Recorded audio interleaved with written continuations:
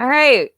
Welcome, John. You are muted. So unmute yourself. I'm going to remove myself from the stream and introduce your guest. Let's double check on the mute thing. Can you hear me yet? Because I'm not showing that I'm muted. Hopefully I can be heard. Anybody want to give me a thumbs up on that? Yeah, I got a solid thumbs up. All right, so here we are. It's Saturday morning. It's just past 11 in the Central Time Zone, and my name is John Gleckler, and this is the Michael Cerveris panel. We would like to bring him in and give him a proper introduction and a thank you and a hello, all of the above. Good morning, sir. Good morning. How are you? I am doing great. Now, normally I would try to be professional, but I have to start with something silly. You have a ceiling fan right above your head. Yes, it's driving you crazy. Follow your video feed and put your hand. Now pull that finger down, make it more like a fist, right there by the fan, and then you'll look like Thor swinging Mjolnir around. There it is. That is a cheap special effect right there. Bravo, sir. Excellent. Let's get that on IMDb right there. IMDb. Well, anyway, I wanted to say thank you for being here. This is a pleasure. I've done some research in recent days and weeks, and I am impressed, to say the very least. But I actually want to quote someone else to get this really going. This is from a Forbes.com article, I believe written by Risa Sarakan, January 22nd, 2020 article, and I'm quoting, "He has clearly made a name for himself in theater, television, and film with credits too numerous to count." Now that's impressive. You have an infinity of talent, which means that your career is in fact the seventh infinity stone. So let's just make a pact right now. No one snap their fingers and we'll move on. Okay, thanks. I will only use it for good. There it is. That's good enough for me. All right. How are you doing, sir? I'm doing really well. I'm delighted to be here and be part of this. And I'm really delighted to learn that it's a benefit for the Actors Fund, because that's a really fantastic organization that a lot of people I know, and it's not just for actors, it's for all kinds of people in all aspects of the entertainment industry. Mm-hmm. So thank you so much for doing that. Yes, very good. We're hoping that we raise some money and do some good and help take care of some people as needed. Yeah, because that's what we're supposed to be doing. Like on the last panel with Charlie, if Superman believes we're all one world, we got to look out for each other. Exactly. So I made some notes here and there. So these are going to be sort of back and forth about various things in your career. But I wanted to start with talking about Tommy. And sure. You did that role on Broadway, initiated that role. I did. Did you take that touring nationally in the United States or just internationally? No, I didn't. Steve Isaacs, who had been previous to that, I think he was an MTV VJ. A lot of people knew him from that. He played Tommy on the national tour because we were still in New York on Broadway, still doing it. So I didn't. If you saw it elsewhere in the country, it wasn't me. But if you saw it in La Jolla, California, where we started, or on Broadway, or in Germany, then that would have been me. Excellent. Now, my memory of seeing that show, and you would have been behind the curtain, but maybe someone told you, or you were able to see this yourself. Fox Theater in St. Louis, and like the first chord, the first 20 rows all simultaneously. Yeah. That is not a quiet show. No, and they did it on purpose. They didn't usually. They'll bring the house lights down so the audience kind of knows that something's coming, and they purposely left the house lights up so that you wouldn't have any warning, and just that first chord would just hit. And I used to go up to the because I didn't enter for the first 15 minutes or so I would often go up to the lighting booth or the stage manager's booth in the back of the theater and watch, because it was like a wave. When you're absolutely right, when that chord would hit, every person's head in each row would kind of go back like that, the old Maxell ad. And so yes. It was like this sonic wave kind of washing over the audience. And I thought that was so thrilling and great. And then it just doesn't let up. It is a very powerful score. The production, it just kind of blows your mind, which I guess was, the attempt was to kind of overdo things maybe. Yeah. I think it was, it was pushing the boundaries in on a lot of levels.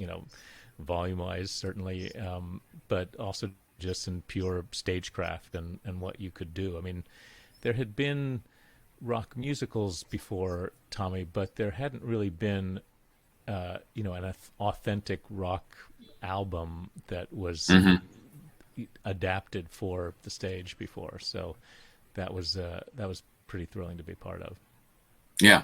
Now, considering that that might have been what you would call a taxing role, were you were you Tommy like 90%, 95% of the performances? Did you ever? I did. I've always had this kind of belief, and I guess this is just the way I was taught and the way I was raised. Like, if you can get on stage, you do. So I performed. I can't. I would be surprised if I missed more than 5 or 6 shows in the stretch, other than like planned vacations. But even that I didn't Sure. take for the first year and a half or so, because it was my first Broadway job, and I think I'd been working so long and so hard. I didn't have the idea of taking a vacation because most jobs didn't last long enough to warrant a vacation. Um, so yeah, I was there for just about every show, and I did shows with bronchitis. I did shows with cracked ribs. I did shows Oh, with all number of things, because if I could possibly get myself on stage, I would. And uh, I'm sure it didn't thrill my understudy, uh, but that was just my. Uh, I just love doing it so much that if I hmm. if I could, I would. Now, cracked ribs kind of sidebars into a question I did have. I was thinking about, you have a lot of television and movie work, and you have Broadway.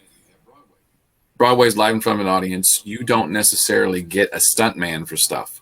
Were the cracked ribs a result of the show?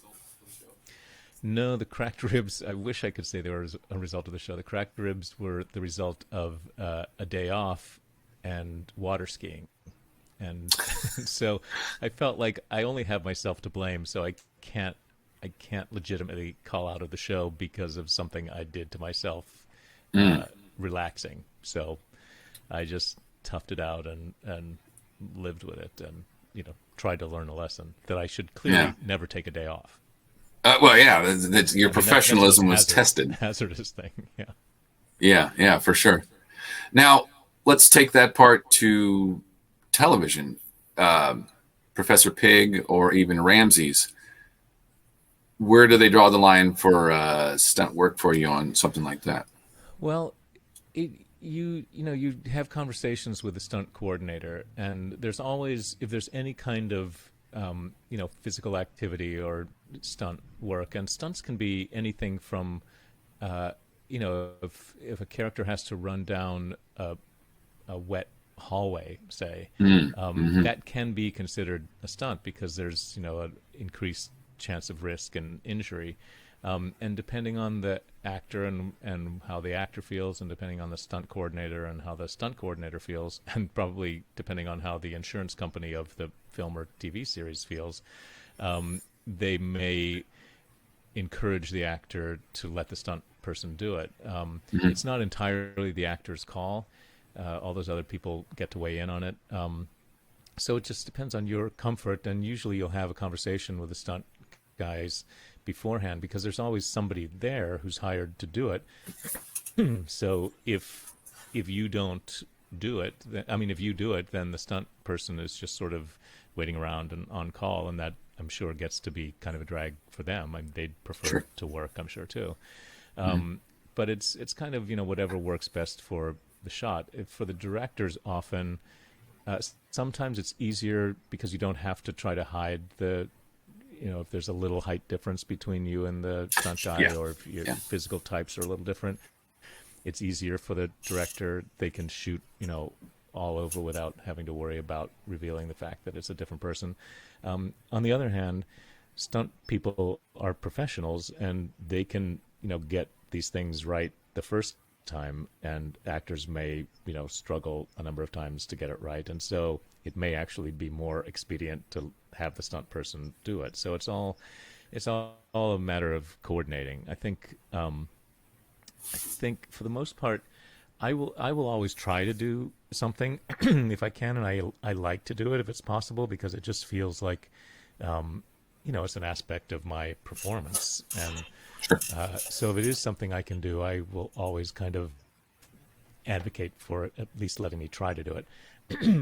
But with both Ramses and Professor Pig, there were definitely times when stunt people, took the beating for me, and then I just came in and landed on the table afterwards. And Sure. yeah, I have a very specific one for you there. Um, Ramsey's exit during the fight in the off-road adventure there. The tick throws a tire, yeah, and you're just yeah, chugging away, bonk right in the back of the head. Now, yeah. you might, like you said, if it's a slick four, it could be considered dangerous. You really just had to land on your face. Was that you? Um, it was me running, and it was me in some of the takes, but the one where he actually gets hit with the tire, which, if I recall, is actually a digital tire. I Yes. think it's yeah. I think he's just running and then just like falls. So, yeah, I'm trying to remember, but I'm pretty certain that that was my long-suffering stunt guy. Good job, stunt guy. I Yeah, was really rooting for it to be you because I was like, he can do this, he can sing, he can act, he's brilliant, and he can land on his face. Because that's not just a stunt, that's a timing gag. I mean, yeah, yes, it's digital, but he has to move his arm. yeah, 3 4 seconds later, bonk, you land on your face. Yeah. yeah. It's always a good gag when someone gets bonked in the head. I don't know. Absolutely, absolutely. So then we've got your performance, stunt performance. I'm going to transition the conversation a little bit to Broadway, to a nightclub or bar situation like your band Loose Cattle. I wanted you to maybe talk a little bit about the extremes or difficulties of dehydration on a stage in front of a Broadway audience or in front of hundreds of people that you're maybe interacting with differently for 2 hours. Maybe the same amount of time, but it's got to be a much different physical experience for you. Um, yeah, I mean, first of all, I do all my own stunts in Loose Cattle. That's Yes, all. excellent. That's just all me. For the win. Yeah. If there's water on the stage and live electric mics, I just take it. Um, it's it is a different thing. I mean, there are aspects obviously that are the same, but but I guess maybe because I've whatever form of a living that I've made in has always been from acting, and in music I've tended to just lose money, more than anything else, which is the mark of a true musician, I think. Um, and so as a result of that, I never looked at it like to be my career. I just sort of played music because I love playing music, uh, and I did it because I wanted to, and since I wasn't looking to it to provide my source of rent and food, I could just do what I wanted to with it. So it's always felt in some ways a more freeing kind of thing. Um, it's weird though, because when I sing, if I sing in a musical, I have no I have no problem. I mean, it can be nerve wracking, and especially until you really feel solid in the show, there can be self consciousness and some nervousness and stuff. But but I don't really have a problem kind of really throwing myself into a song when I'm in a character. When it's Mm-hmm. me playing my own songs or playing with my band, I struggled for a long time and still do somewhat with just feeling shy about it and feeling even more exposed because I don't have a character to hide behind and because it's just me singing to people. And especially when they're songs that I've written, um, I actually started when it started to turn around was when I started trying to think of it as covering my own songs. Like if we cover a David Bowie song, I have no problem with that. Like I can throw myself into it. But when we then play a song that I've written, I want to just kind of, become a shoegazing sort of, retreating little character. And so instead, I started trying to convince myself that the songs I'd written were just covers of some really obscure writer, and it actually kind of helped me be able to sort of invest myself more in that kind of stuff. And then, just from the pure technical, physical rigors of it, yeah, you have to remember to keep hydrated when you're singing all the time, and especially when when you do gigs, the hydration comes in an alcoholic form more often, and you have to, that's generally frowned upon when you're on the stage on Broadway, but it's it's part of the thing when you're playing in a club, so you also have to kind of make sure you're balancing your fluids in that way too. How do you see the your relationship to the audience in those two venues as well? With the Broadway, you've got to wait, you finish, they applaud. And with the band, it's right in the middle of the song, someone just goes nuts in front of you. Do you react to it? Or Yeah. I think there's an aspect that's very similar, because I think audiences in theater would be really surprised how much the actors on stage are aware of everything that's going on in the audience, whether it's people applauding or whether it's people like nodding off, and whether it's people fishing out their candy or surreptitiously trying to film something with their camera. I mean, we see everything, we're aware of everything, and we're aware of the different qualities of silences that you hear. There's the kind of silence from an audience that's what you want, that feels like rapt attention and people just hanging on every word and wanting to find out what the next thing is that's going to happen. And then there's a kind of silence where you think people are just tuning out and losing interest. And you're not always right about your in the moment analysis of things, but you definitely are feeling kind of vibes from the people in the room. And so obviously that's true for musicians too, although a lot of it is kind of aided by the fact that generally you're the loudest thing in the room a lot of the time. Right. The Who, I got to know Pete Townsend when we were working on Tommy, and he told me that the reason why the Who got so loud so early in their career was he just didn't want to hear the audience. He didn't want to hear whether they were into it or not into it, or talking, or and saying good things or bad things. So he thought, if we're just so loud we can't possibly hear them, that'll be great. So that was what they did. And it's I think with music, with playing in a band, the times that I think it feels best is when your focus is mostly with the people you're on stage with, and kind of connecting with them and listening to them, instead of worrying so much about what the audience is making of things. I think that generally makes the best performance. And but you're always, when I toured with Bob Mould, I played guitar for him, and we were absolutely too loud to hear the audience when we were playing. And you would think, because he's this punk rock, indie rock icon, and so sort of DIY, stripped down kind of performance, you might not think that he was all that concerned with the audience, and he just did his thing regardless. But every night when we got off stage, he would talk about how the audience was, and how he thought whether we needed to up our game, and whether if it didn't feel like a good show, was that because of us, or was it because of them, or was it because we lost them at some point or something. So even in those kinds of bands, the artists really are aware and really care about the experience that the fans are having.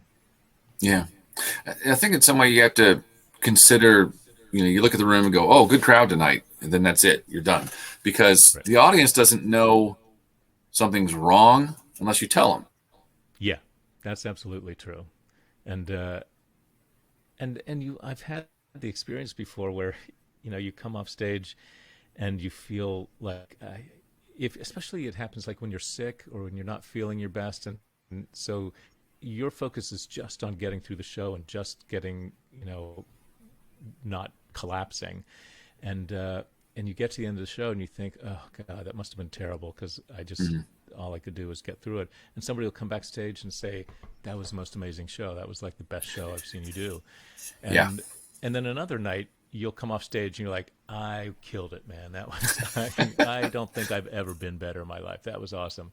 And somebody will come up to you and say, oh, are you not feeling good? You're a little off tonight. You're like, Yeah. First of all, thank you.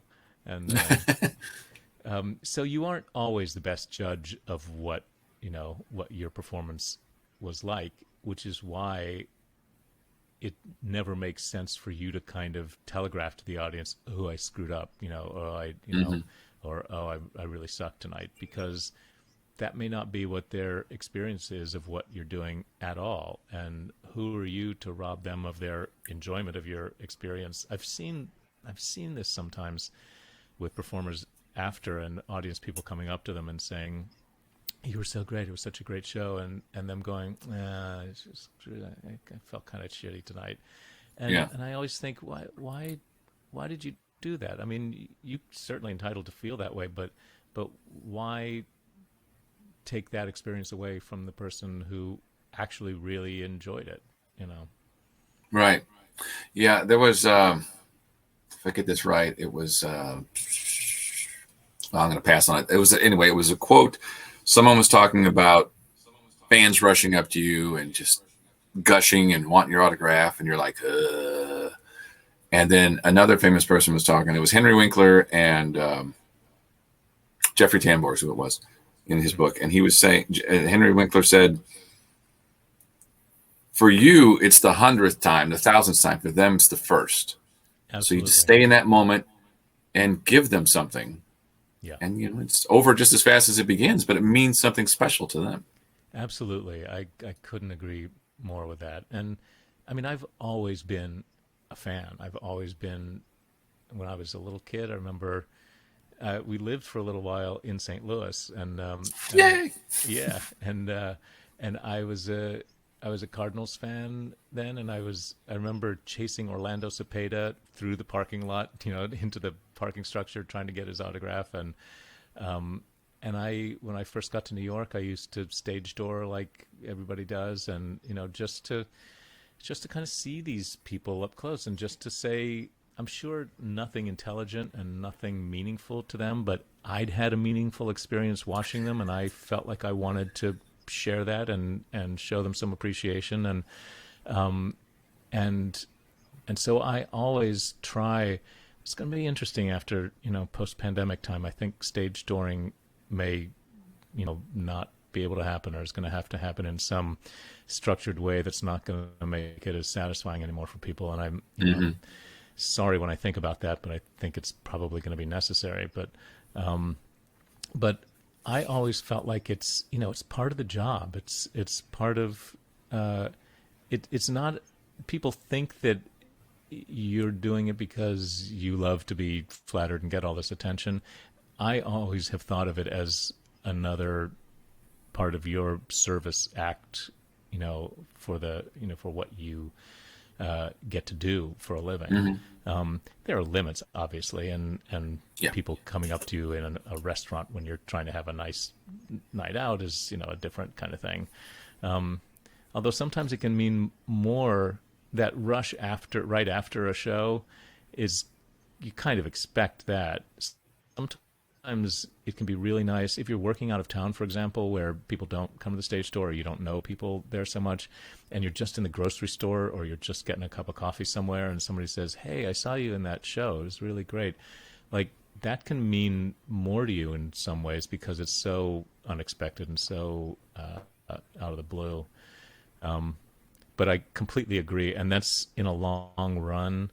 I sometimes will come in late, or between shows, I'll make sure I go out of the theater so I can come back in again, sort of through the crowd of people who are waiting to come to the show, and just hear that buzz and hear that excitement. Because when you've done it literally hundreds of times sometimes, it's good to remind yourself, yeah, you might have done it all these times, but this is the one and probably at these prices only time that they're ever going to see this. Mm-hmm. And it doesn't matter that you're tired. They deserve the same experience that the people on opening night got. So Yeah. it's a challenge.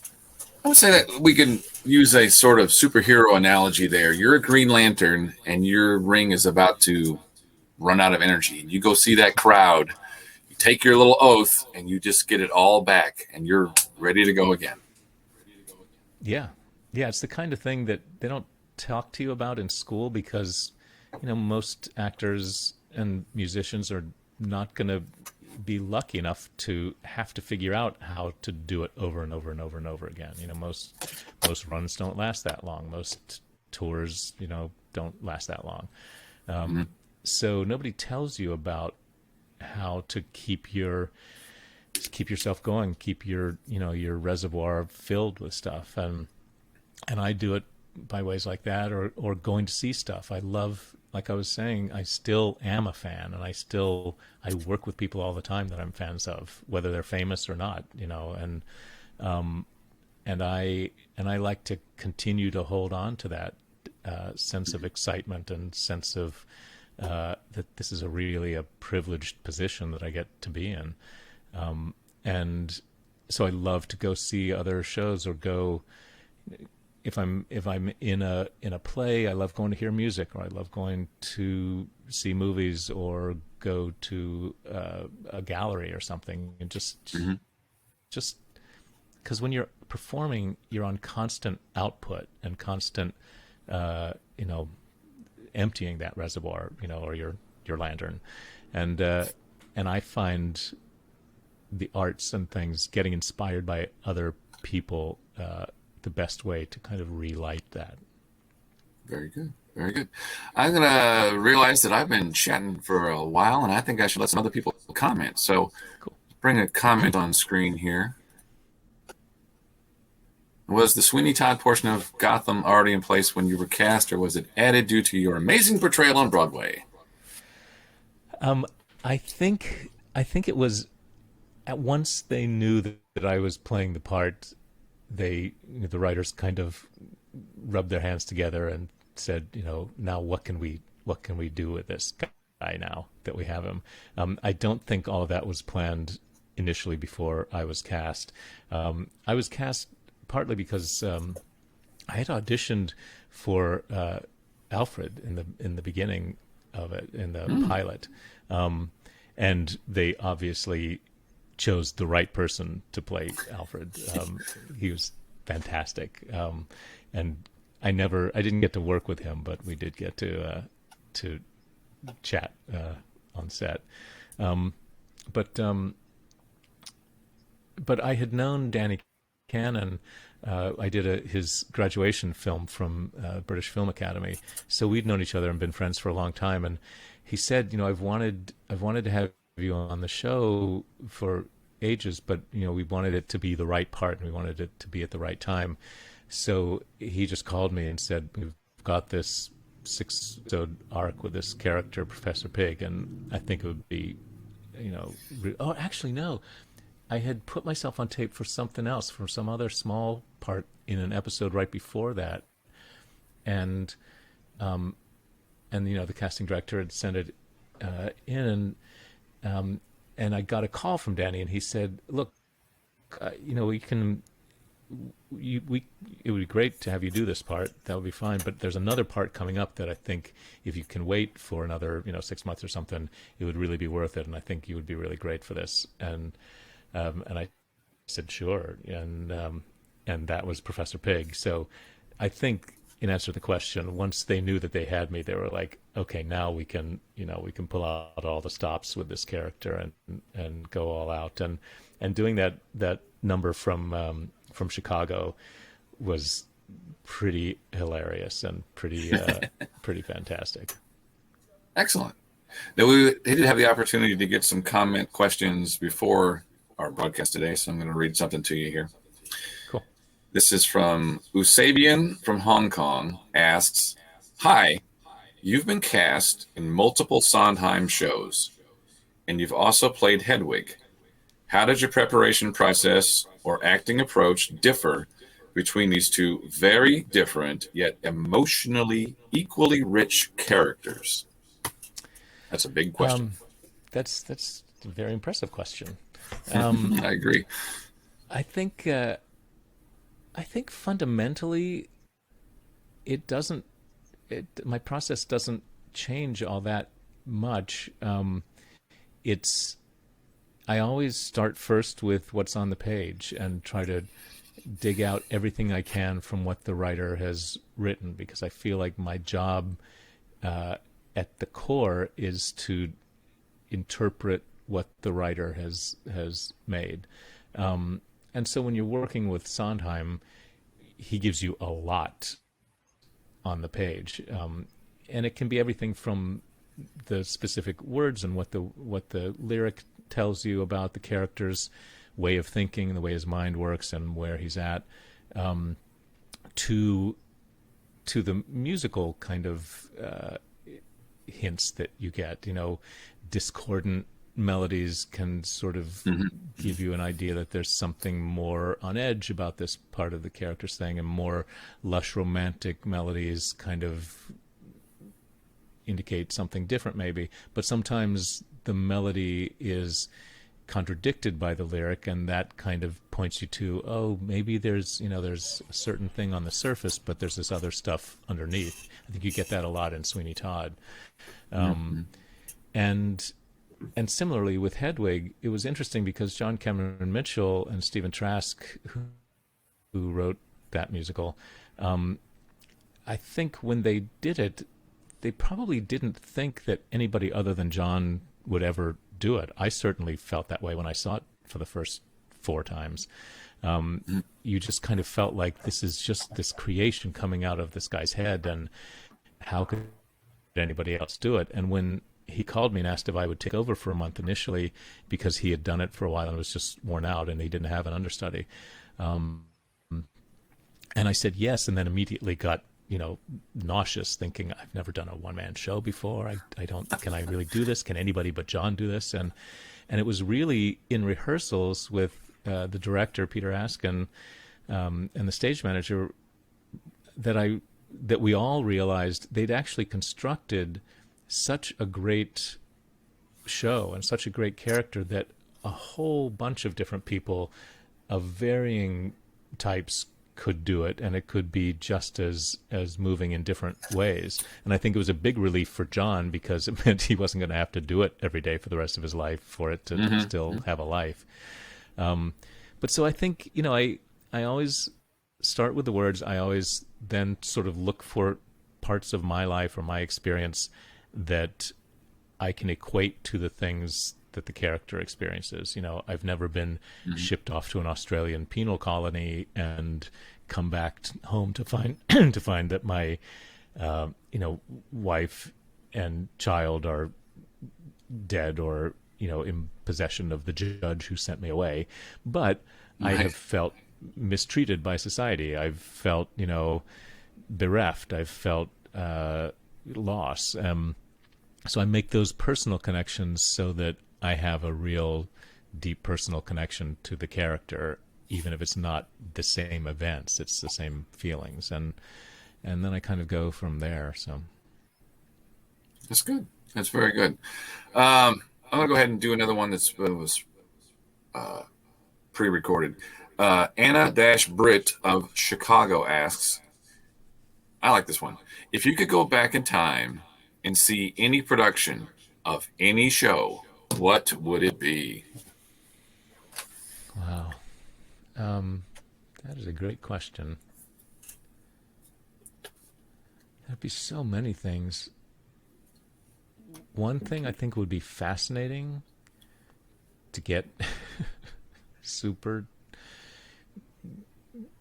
dorky would be to go back to ancient Greece and see what the very beginnings of theater were like. Because from what I remember, learning from theater history class, it kind of came out of religious ceremonies and the early kind of plays were this communal thing that were kind of offered up as catharsis for the whole community. And I think it would have been amazing to find out. I'm betting you would think it would be so different, and I bet you would find so many things that are like, that's not that different from, from our experience today. Right. And, and also it probably would be reminiscent of like a sporting event as much as a theatrical event. Yeah. But I think that would be fascinating, and it might sort of it'd be amazing to to feel connected to the human experience across centuries and realize that there's this like core need to be together and hear stories in one place together that we've always had and always will. Yeah. Yeah. Just don't step off the path and step on a butterfly, because the world's kind of weird, but it's the one we got right now. Let's see. Here's one from Kristen. And this is probably a very short, well, I think the shortest question and the longest answer, because I want to interject a little thought here. If you are part of a Sondheim show, I think you have to appreciate lots of syllables, because the man seems to know how to put a lot of words into his lyrics. So, favorite Sondheim show. I tell people all the time that, I can only learn so much more music because I've learned, a bunch of Sondheim shows, and that takes up so much brain space that there's really not much. Every time I forget to, bring the milk home, I blame it on Sondheim. Having had to stuff so many Sondheim lyrics in my head.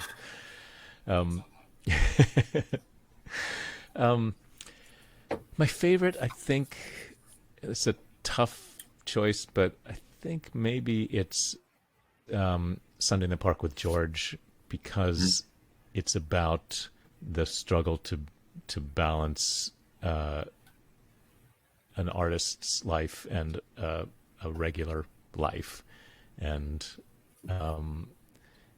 I love the music in that show, but I particularly love George's struggle and relate to it. But there are like a dozen that are just one point off that top top plays. I have a lot of children. I love them all for different reasons. Yeah, exactly. I'm going to throw this in here because it came a while ago. Henry Winkler is a marvelous human being. To agree. I wanted to say something I had written up earlier. I'm quoting people from other interviews you've been a part of, but this really meant something to me. So if we're going to have a connection, this would be it.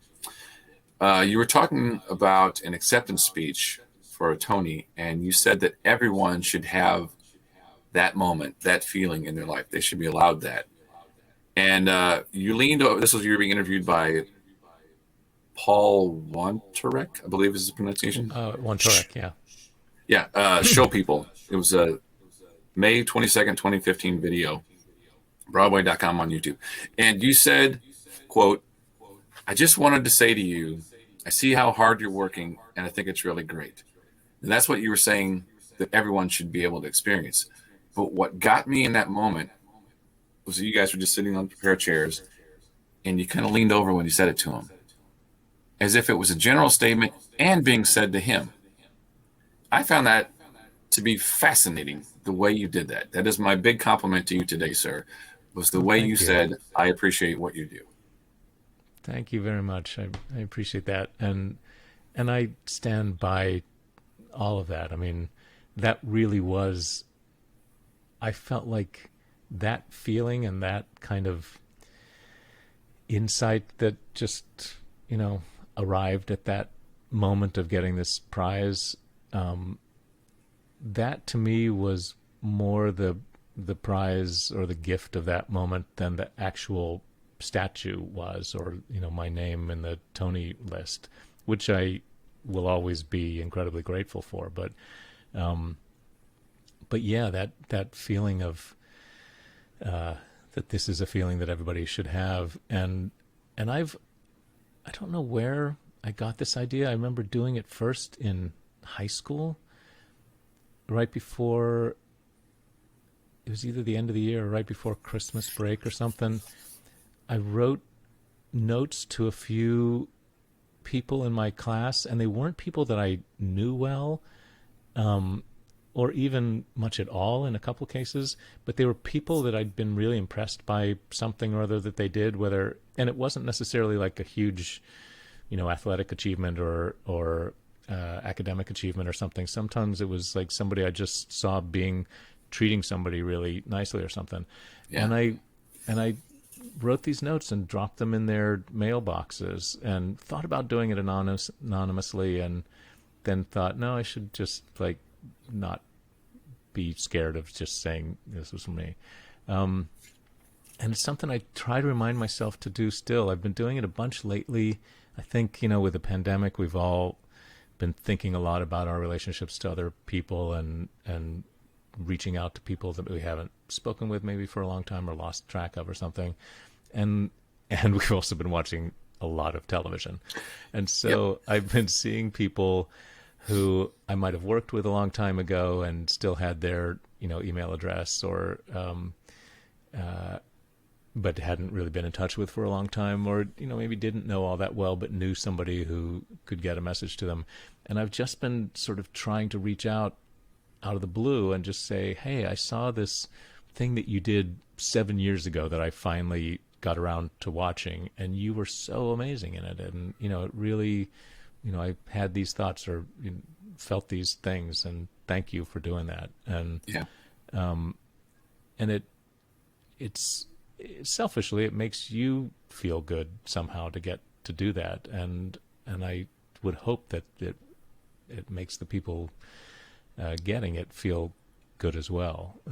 Yeah. And you can do it to the guy in the deli. You can do it to, you have a million chances every day to turn to somebody and say, I saw you take extra time with that person who, obviously was having a hard day and couldn't get their change right. And Yeah. well done you, Imagine For sure. what the world would be like if we did that more. Yeah. It's kind of mind-boggling because you think, next guy I'll do that. I don't have time for that. Yeah. But one little motion, one little action, that's the butterfly effect. Is just cascades. Yeah. And I mean, unfortunately, your brain can turn around and you can think, well, I did something wrong, and then that did something wrong, and it goes the other direction. Right. Such as life, you get mired down in that. But then maybe right in the middle of that, someone goes, "Hey, you okay?" And then stop and restart. Yeah, and in this past 15 months, if we've gotten no other lesson, the lesson should be that we are so much more connected than we thought, and our actions affect each other, and we aren't able to just be safe and well independent of other people. That's been made really clear, I think. Right. And it's interesting too, because I find that the world of comics and fans of comics, when I started doing Professor Pig, I went and bought a bunch of back issues that Professor Pig appeared in, partly just as research because I love doing research, and partly because I've always been a comics kid, and so it gave me an excuse to, as a business expense, buy some more old comics. I'll take it. But I was reminded when I went, because I hadn't been in a comic store for a while, it's maybe the most inclusive, embracing place on earth. Like, there are every kind of person in there, and every kind of background, and every kind of gender and race and income level, and I feel like comics in general are, and I'm not certain what it is about them, but I think they celebrate stories like that, stories of people connecting or doing, a small gesture that has massive ramifications, or Right. hundreds and hundreds of small gestures that add up to things. Like comics are aware of the mythic in a way that a lot of things aren't, and I just think it's such a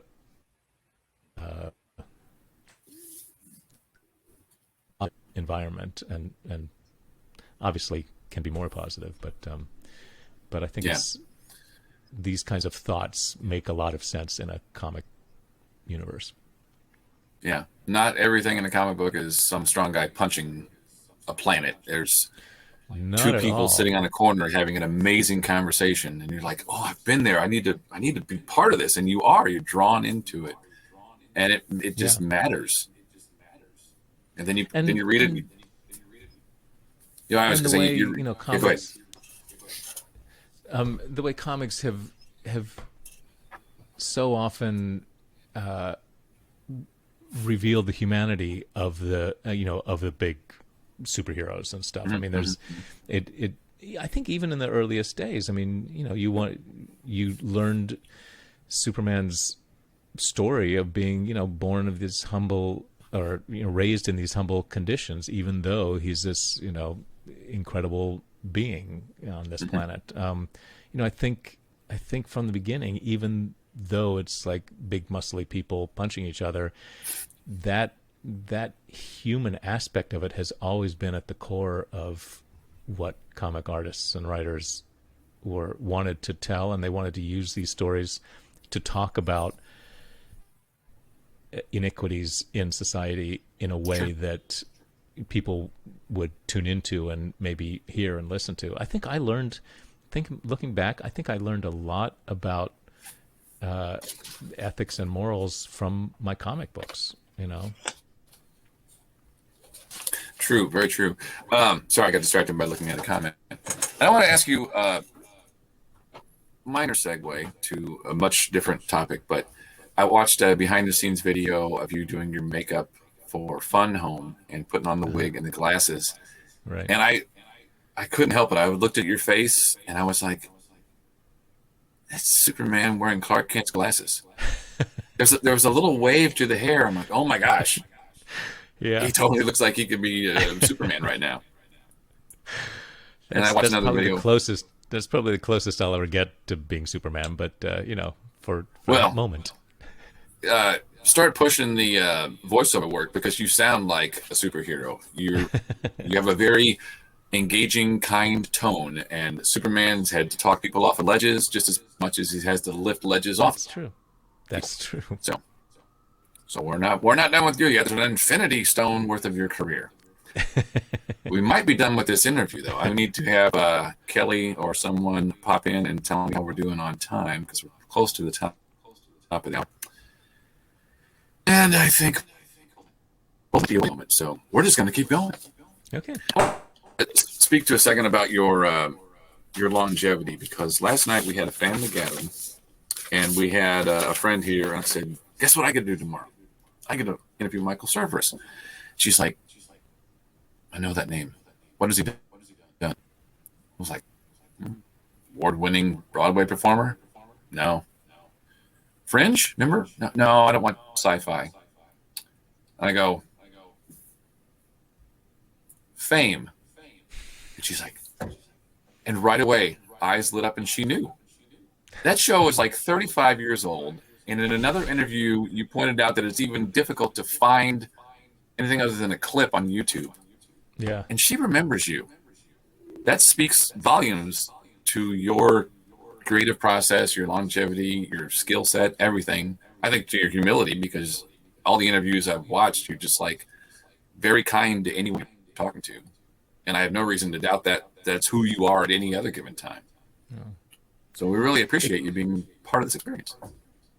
Oh, thanks. And it may have been partly because of my hair back in Fame. Like that hair was probably hard to forget.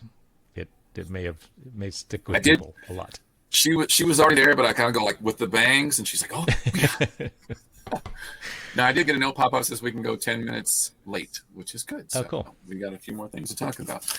This is more Yeah, of a that means everything to me. That um, you hope that the things that you do mean something to people and matter to them the way that things that I've watched and since I was a kid stay with me and change me or open my mind to something or comforted me at the time when I needed it. So if the things that you have done do that for somebody else, that's kind of the best thing you could possibly hope for. yeah. And it's really sweet to be reminded of that from time to time. And it's another thing that helps you find the energy to go on when it gets hard, because it's not an easy life a lot of the time. So that kind of thing, I think, means a whole lot.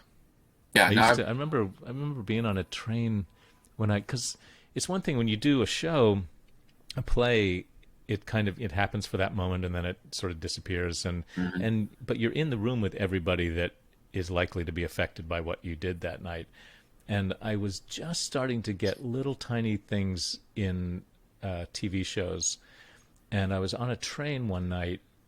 I can't remember. I was going like something from New York, maybe back to West Virginia where I grew up, and I remember going through the night and going through one of those sections where you're basically in the backs of people's houses, and every house like had a little blue glow from whatever room the TV was in. And I think it was a time when I knew that I had a small part in an episode of some TV show that was on that night at that time while the train was going. And I thought I could be passing by houses where people are watching my face on screen right now, and they'll never know me. I'll never know them. I'm, hurtling through the night outside their window, but we have this weird like moment of connection through particles flying around the air, and I just thought that was kind of magic. Yeah, for sure. That is one of the little philosophical mysteries of the universe or something. It's just like you think about it that way, and you're like, you kind of wish you could step out of time and view both sides of it. Yeah, they don't know. Hey, that guy on the screen. I wonder where he is right now. Well, right. there he went. He's too late now. All that noise on the train back there. Yeah. There we go. Now, before we get out of time, I wanted to be certain. I believe I was told to say that you are going to sign autographs and send them to people. Yeah, yeah. Be happy to. And I believe it was $40 for an autograph on Venmo, and it is at Low Heat Records, LOWHEATREORDS, Low Heat Records. Right. Yeah. And then you have to include a mailing address. Yes, yeah. So I know where to send it. Otherwise, I'll just be on a train going across the country, like looking for you. So was it you? I don't know. Yeah. Now, and now that I know that that we're doing this for the Actors Fund, I'll give a percentage of it to them. I'll make a donation to them as well. There it is, folks. There it is. Good guy. Kelly said we had about 10 minutes, so let's see. We're going to start in a few more minutes. So let me just point this one out. This was a comment more than a question. Anthony of NYC asks, hi, I'm sorry. I missed the beginning of this question. Bring it back around. How did it feel playing Tommy in the Broadway musical? Really enjoyed the show. I grew up with the music. It was like the thrill of a lifetime for me. I mean, I can't imagine a better way to come to Broadway for the first time. It started as this little regional theater job out in Southern California, and who knew what, I'm sure they hoped that it was going to become what it did, but there was no way of knowing. It was, I mean, again, I grew up as a fan of The Who. I remember checking these big photograph books of rock photographs photographs out of the library when I was a kid, and I wasn't the greatest drawer, so I would like trace the outlines. I used to do this with comic books all the time. It's how I learned to draw like superheroes, and so I would do it sometimes with some of my favorite rock performers too. So I had somewhere a picture that I had drawn as a kid of Pete Townsend jumping in the air and Roger Daltrey singing behind him. So I'd been a fan always, but I didn't know all of their stuff, which was good, because I think if I had been completely overwhelmingly a fan, I would have been terrified to even try to do this. But it was a thrill, and as a rock and roll kid and a theater kid, it was this amazing combination of all the aspects of my life that I never thought would all kind of come together in one place. Doing it was so fun and such a thrill and a real challenge, but an exciting one always. And when we finished it in California and then found out that we were going to get to do it in New York, that was thrilling too, and all the hubbub that came around with that. Opening night, you're meeting people, Robert Plant is there, and Joe Walsh, who's like an old pal of Townsend's, and all these other people. Like, it was just kind of mind-blowing. And the awards stuff was not something I even was clever enough to imagine happening. And I was loving it so much that when the chance to leave the show and take it and open the first European company in Germany came up, I was like, yeah, okay, I'll do that too. And I ended up doing it for like a year and a half there as well, which was exciting in a whole other way, and getting to see other parts of the world and other people. It was just an amazing journey, as they say. They say. Well, here's a throwback from a few minutes ago. Let's get this. Does anyone want Professor Pig taking a train ride to find them? Coupled with this comment, which says, well, I passed some Professor Pig, fan of the worst pies in Gotham. Yeah, I spent so much time baking all those little pies for people at that dinner, and nobody seemed to appreciate them, least of all Penguin. Some people just have no some vision. People just no respect. Some people do have vision, and that would be these people right here, because so $665 for the Actors Fund so far. Terrific. People helping people. Here we go.